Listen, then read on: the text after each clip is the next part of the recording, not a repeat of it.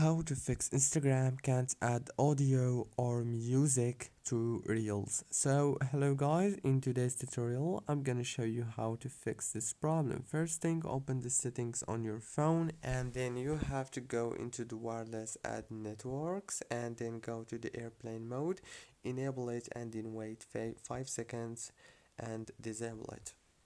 And then you have to go back to the settings, open the apps manager, go to the apps like this. Now on this page you will find all the apps that you have on your phone, or what you want to do here is very simple.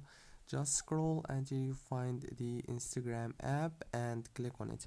When you click on it, it will take you to this page, or what you want to do here is click on this force stop option and then go to the storage, click on this clear data option and clear cache, and then go to the data usage and make sure that all those options are enabled.